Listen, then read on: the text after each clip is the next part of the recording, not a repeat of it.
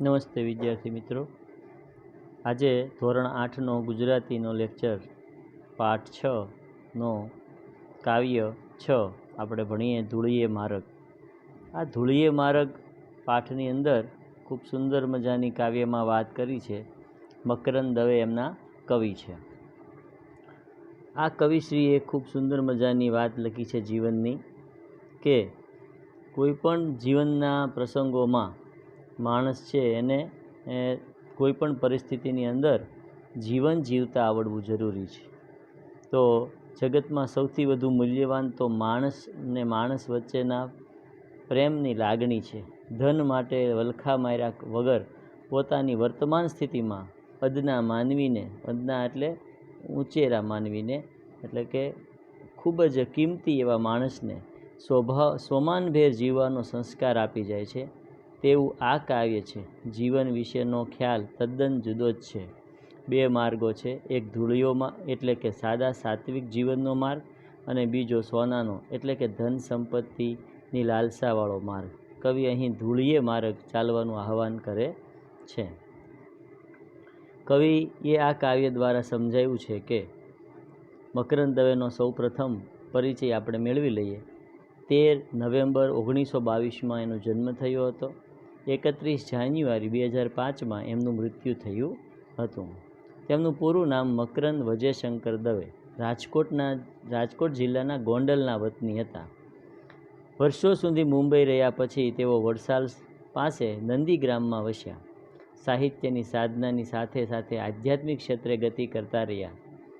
તેમણે ખૂબ ગુજરાતી સાહિત્યમાં ઘણું બધું કાવ્ય લેખન કરેલું છે, અને ગાંધીયુગ પછીના ગાળામાં આધ્યાત્મિક સાધનાને અનુલક્ષતી કવિતા રચનાર તેઓ મરમી કવિ હતા. મરમી કવિ એટલે વિચારશીલ કવિ હતા. તેમના કાવ્યોમાં જીવનનો આધ્યાત્મિક અનુભવ સાદી સરળ ભાષામાં પણ જોરદાર રીતે રજૂ થાય છે. તેમજ 1979નો રણજીતરામ સુવર્ણચંદ્રક એમને પ્રાપ્ત થયેલો છે.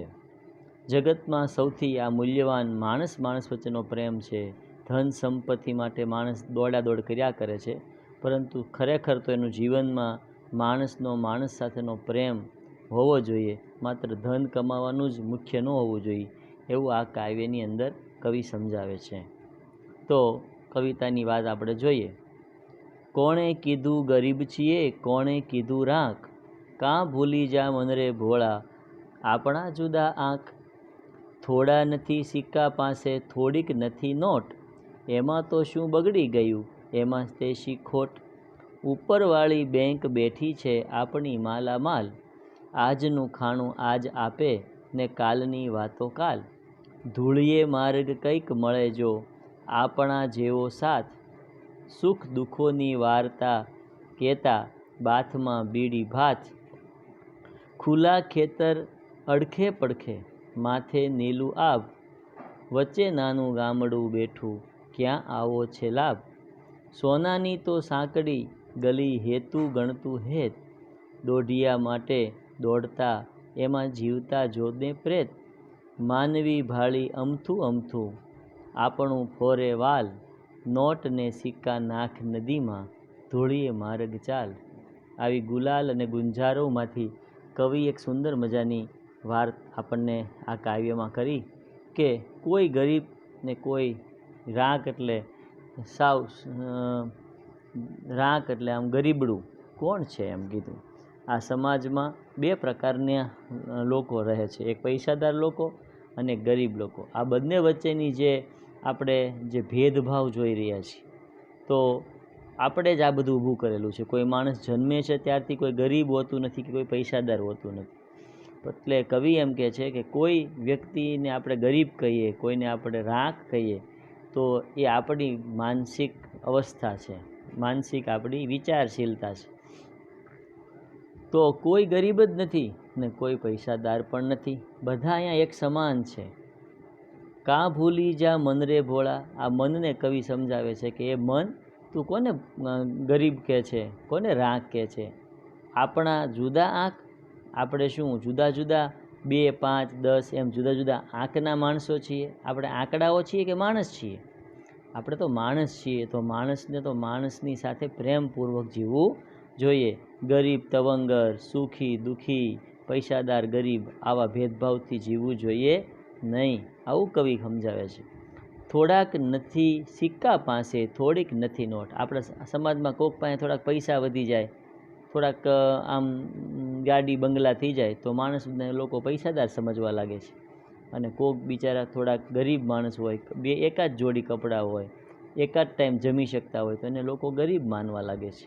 તો શું આવી રીતે આપણે કોઈને ગરીબ અને કોઈને પૈસાદાર આવા ભેદભાવથી જોવા જોઈએ? ના, આપણે દરેક વ્યક્તિની સાથે સમાન ભાવ રાખજો. આપણા ઘરે કોઈ ગરીબ માણસ આવે તો પણ એટલું જ સન્માન આપો, અને કોઈ પૈસાદાર માણસ આવે તો એને પણ એટલું જ સન્માન તમે આપો. આમાં આપણે ભેદભાવ રાખવો જોઈએ નહીં. થોડીક નોટ અને સિક્કાઓ વધી જાય તો સમાજમાં એની શું વધારે પ્રતિષ્ઠા થઈ જાય છે? એવું આપણે સમજવાનું નહીં. આવું કવિ આ કાવ્યમાં કહે છે. એમાં શું બગડી ગયું? થોડાક નોટ અને પૈસા કે સિક્કા ઓછા હોય એમાં કાંઈ જીવન બગડી નથી જતું. એમાં સીધી ખોટ પડી છે, એમાં કાંઈ ખોટ નથી, નુકસાન પણ નથી. દરેક વ્યક્તિ છે એ સરખી રીતે જ તે જીવન જીવી રહ્યો છે. ઉપરવાળી બેંક બેઠી છે આપણી માલામાલ. આપણી સૌની સૌથી વધારે આપણી જો કોઈ ધ્યાન રાખવાવાળી બેંક હોય તો કોણ છે? તો ઈશ્વર. ઈશ્વર પાસે જે કાંઈ સંપત્તિ છે અને જે ઐશ્વર્ય છે એવું આપણી કોઈ પાસે છે નહીં. આપણે તો 5-10 રૂપિયા કે 5,000 10 લાખ રૂપિયા મળી જાય છે ત્યાં આપણે પૈસાદાર થઈને અભિમાન કરવા લાગીએ છીએ. આ ઈશ્વર આપણને દર વર્ષે આટલો વરસાદ, આટલું અનાજ ને આટલું બધું આપે છે, તો એની ગણતરી તો આપણે કંઈ કરી શકતા નથી. આ ઉપરવાળી બેંક તો આપણી માલામાલ છે, એટલે પૈસાથી ભરેલી છે. ખૂબ જ તે ઐશ્વર્યવાન છે, ખૂબ જ એ પૈસાવાળી બેંક છે. તો એનો આપણે આભાર માનીએ. આજનું ખાણું આજ આપે ને કાલની વાતો કાલ. માણસે બહુ લાંબુ વિચારવું ન જોઈએ કે આજે જે ભોજન ભગવાન આપે જ છે તો કાલ આપશે જ તે. હા, કર્મ કરવું જોઈએ, મહેનત કરવી જોઈએ, પરંતુ બહુ પૈસા માટે દોડવું જોઈએ નહીં. એટલે આજનું ખાણું આજ આપે ને કાલની વાતો કાલ કરો. બહુ લાંબુ વિચારવાનું નહીં, બહુ ચિંતા કરવાની નહીં. ઈશ્વરને બધી જ માણસની ખબર છે. દરમાંથી કીડી બહાર નીકળે છે ત્યારે એને ઈશ્વર જ ભોજન આપે છે, અને હાથીને પણ ઈશ્વર જ ભોજન આપે છે. તો કીડીનું પણ ઈશ્વર ધ્યાન રાખનાર છે અને હાથીનું પણ ધ્યાન ઈશ્વર રાખનાર છે. એટલે હમણાં ગુજરાતીમાં કહેવત છે, કીડીને કણ અને હાથીને મણ ઈશ્વર જ આપે છે. તો આપણે એના ઉપર શ્રદ્ધા રાખીએ. આવી વાત આ કાવ્યમાં કવિ સમજાવે છે. આજનું ખાણું આજ આપે ને કાલની વાતો કાલ. ઘણા લોકો તો આજનો વિચાર જ નથી કરતા અને ભવિષ્યના ચિંતામાં ખૂબ ભેગું કરી લે છે. એને એ પણ ખબર નથી કે આપણું મૃત્યુ ક્યારે થવાનું છે. છતાંય કેટલું બધું ધન ભેગું કરશે, અનાજ ભેગું કરશે અને બીજાના હકનું પણ પોતે લઈ લેશે. તો આવું જિંદગીમાં કરવું જોઈએ નહીં. આજનું ખાણું આજ ને કાલનું વાતો કાલ કરો. ધૂળીએ માર્ગ કંઈક મળે. ધૂળીએ એટલે જે સામાન્ય માર્ગ હોય ને ત્યાં બધા લોકો મળે, એ ધૂળીયો માર્ગ કહેવાય. જ્યાં પાકી સડક ન હોય, ડામરની, સામાન્ય ગાડા કેળો હોય. આપણે દાખલા તરીકે ગામડાની કોઈ પગદંડી હોય તો અહીંયા ગરીબ ખેડૂત મળે, કોઈ સામાન્ય માણસ પણ મળે અને પૈસાવાળો શેઠ પણ મળે. ત્યાં તો કાંઈ બહુ મોટી ગાડીઓ 4 વ્હીલ ચાલતી નથી. આપણે સૌ ધૂળિયા માર્ગના માનવીઓ છીએ, એટલે કે સામાન્ય રસ્તાના માણસો છીએ. આપણા રસ્તામાં જે કાંઈ મુસાફરો મળે છે એ આપણા જેવા જ છે, એટલે એની જેવા આપણે રહીએ. આપણે બહુ એનાથી નોખા પડી જવાની જરૂર છે નહીં. સુખ દુઃખોની વાર્તા કહેતા, જો અહીંયા કહેતામાં હ છે એનો લોપ થઈ ગયો છે. સુખ દુઃખોની વાતો ક્યારે માણસ આપણી સાથે કરશે? તમારો મિત્ર તમારી સાથે સુખ કે દુઃખની વાત ક્યારે કરશે? કે જ્યારે તમને તમારા ઉપર એને વિશ્વાસ હોય ત્યારે એ વાત કરે. બાથ ભીડીને ક્યારે રહેશે તમારી સાથે? જ્યારે તમારી સાથે લાગણીથી જોડાયેલો હશે ત્યારે. એમ દરેક માણસ છે એની સાથે રહો. એટલે કીધું છે કે આ વિશ્વ છે ને એ એક આપણા સૌનું એક કુટુંબ સમાન છે. આપણા કુટુંબમાં સૌ સભ્યો સાથે કેવા હળીમળીને રહીએ છીએ, એવી જ રીતે તમે બધા હળીમળીને રહો. સુખ દુઃખોની વાર્તા કહેતા, બાથમાં ભેડી બાથ, ખુલ્લા ખેતરે અડખે પડખે, માથે નીલું આભ. આપણી આસપાસ હરિયાળું વાતાવરણ રહે, માથે સરસ મજાનું ખુલ્લું આકાશ રહે અને છતાં બધા હળવા ફૂલ થઈને રહી શકીએ, ચિંતા મુક્ત થઈને રહી શકીએ, એવું કવિ કહે છે. વચ્ચે નાનું ગામડું બેઠું, ક્યાં આવો છે લાભ? એટલે કે આવા સરસ મજાના ખુલ્લા ખેતરો મળે છે, સરસ મજાનું આવું સુંદર મજાનું લીલું આકાશ મળે છે, અને એમાં આપણે નાના એવા ગામડાની અંદર આપણે નાનકડે એવું ઝૂંપડામાં બેઠા છીએ. આવો સરસ ઈશ્વરનો પ્રેમ અને આવી ઈશ્વરની કૃપા આપણને બીજે ક્યાંય નહીં મળે. આવો આપણને સંતોષનો ભાવ કવિ શીખવાડે છે. સોનાની તો સાંકડી ગલી, સોનાના જે લોકો ખૂબ ધન સંપત્તિ રાખનારા લોકો છે ને, એની ગલીઓ સાંકડી છે, એની લાગણીઓ પણ બહુ ઓછી હોય છે. એ તો હેતુ ગણતું હેત, એ તો હેત પણ ગણતરીવાળું કરે છે. એ કોઈ દિવસ છે એ હેતને ખુલ્લે હૃદયે આપતું નથી. એટલે હેતુ ગણતું હેત, દોઢિયા માટે દોડતા એમાં, જીવતા જોને પ્રેત. આવા બધા પૈસાની લાલચમાં દોડતા લોકો, અસંતોષી લોકોને અહીંયા કવિએ ભૂત સમાન કીધા. પ્રેત એટલે ભૂત. એ ભૂતની જેમ પૈસા માટે દોડ્યા કરે છે. એને નથી માનો પ્રેમ જોતો, નથી પિતાનો કોઈ ભાવ પ્રેમ જોતો, બસ પૈસા પૈસા માટે માણસ જિંદગીમાં દોડ્યા કરે છે. અને બધું ભેગું કરીને પછી કોક એનું વાપરી નાખે છે. પોતે તો કાંઈ માંદો પડીને વાપરી શકતો નથી. તો આવું ન જીવન જીવવું જોઈએ. માણસે જીવન જીવવા માટે કુટુંબ ભાવના, કુટુંબ સાથેનો પ્રેમ એ પણ રાખવો જરૂરી છે. માનવી ભાળી અમથું અમથું, આપણું ફોરે વાલ. ઘણા લોકોની નાટકીય રીતે બીજા સાથે મળતા હોય, અંદરથી એની પ્રત્યે પ્રેમ ન હોય, માટે નાટકબાજી કરે. એની સાથે કોઈ લાગણી ન હોય, એની સાથે કોઈ પ્રેમ ન હોય. જેમ પ્લાસ્ટિકના ફૂલ હોય ને, એ દેખાવમાં સારા લાગે પણ એમાં સુગંધ આવે નહીં.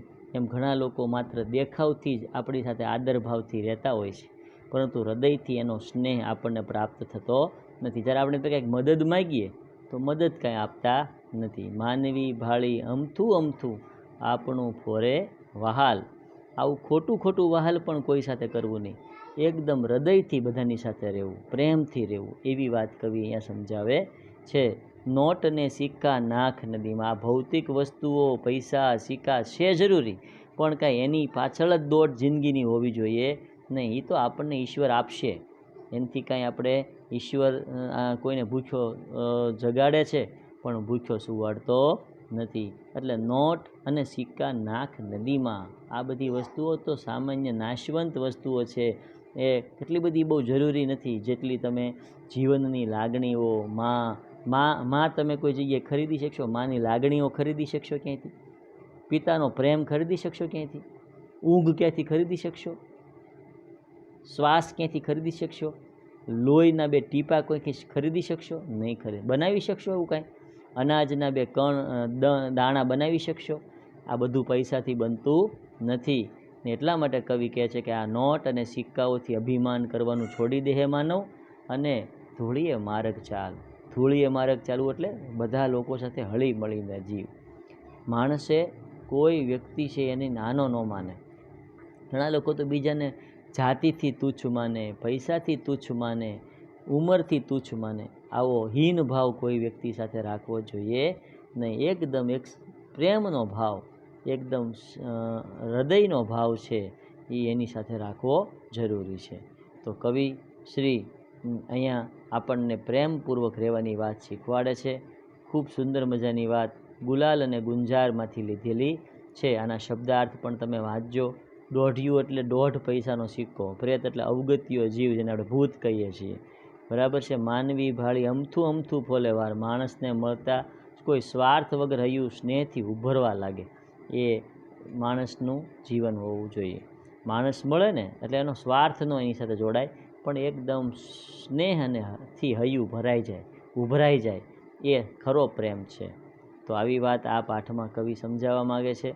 બરાબર છે. તો અહીંયા આપણે એની એક સ્વાધ્યાયના પ્રશ્નોની વાત જોઈ લઈએ.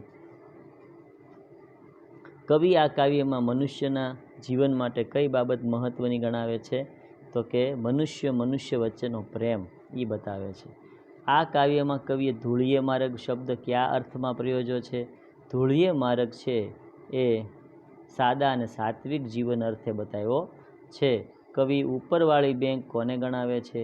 કવિ ઈશ્વરને ઉપરવાળી બેંક બતાવે છે. મનુષ્ય બીજા મનુષ્યની સાથે કેવી રીતે મળવું જોઈએ? ભેદભાવ વગરનું, સરળતાથી મળવું જોઈએ. પ્રવર્તમાન સમયમાં મનુષ્યએ શાની પાછળ દોટ મૂકી છે? પૈસા અને ભૌતિક સંપત્તિઓ પાછળ મનુષ્યોએ દોટ મૂકી છે. ખુલ્લા ખેતર માથે અને અડખે પડખે શબ્દોનો અર્થ શું થાય? ખુલ્લા ખેતર એટલે દરેક ખુલ્લા ખેતરમાં જેમ ખૂબ સરસ મજાની હવા આવે એમ બધાની સાથે ખુલ્લા મનથી રહો. ખુલ્લા ખેતરની જેમ ખુલ્લા મનથી રહો અને અડખે પડખે બધા લોકો તમને પ્રેમ કરે એવું જીવન તમે જીવો. કવિના મતે મનુષ્યનું જીવન કેવું હોવું જોઈએ? કવિના મતે મનુષ્યનું જીવન એકબીજા સાથે ભાવભીનું, એકબીજા સાથે પ્રેમ ભરેલું, સ્નેહ ભરેલું હોવું જોઈએ. કાવ્યમાં પ્રશ્નાર્થવાળી પંક્તિઓ કઈ કઈ છે? તેનાથી કાવ્યમાં કયો ભાવ જગાડ્યો છે? કવિ એ કાવ્યની અંદર પ્રશ્નાર્થવાળી પંક્તિઓ જે છે એ કેટલી છે? તો કે જો કોણે કીધું ગરીબ છીએ, કોણે કીધું રાગ, તો આવા ભેદભાવ ગરીબ કે પૈસાદારનો હોવો ન જોઈએ. બીજું, એમાં તો શી બગડી ગયું, એમાં શી ખોટ, એટલે પૈસા ન હોય તો એમાં કાંઈ જીવન કાંઈ બગડી જતું નથી, એમાં કંઈક નુકસાની પણ નથી, એવી વાત એમાં સમજાવી છે. અને વચ્ચે નાનું ગામડું બેઠું ક્યાં આવો છે લાભ? જીવનની અંદર આવી સરસ મજાના ખેતરોની વચ્ચે જે સ્નેહથી ભરેલું, પ્રેમથી ભરેલું ગામડું બેઠું છે, એવો લાભ બીજા કોને મળે? એવું કવિ આમાં સમજાવવા માગે છે. ચાલો પછીનો પ્રશ્ન જે છે, ખુલ્લા ખેતરની વાત આવી ગઈ. ધૂળીય માર્ગ એટલે સરળ અને સીધો માર્ગ, જ્યાં દરેક માણસ છે અહીંયાથી પસાર થઈ શકે, નહીં પૈસાદાર પણ પસાર થાય, ગરીબ પણ પસાર થાય, એને ધૂળિયો માર્ગ કહેવામાં, જ્યાં કોઈ ભેદભાવ નથી એવા માર્ગને ધૂળિયો માર્ગ કહેવામાં આવે છે. આ માર્ગે ચાલવાના કયા કયા લાભ છે?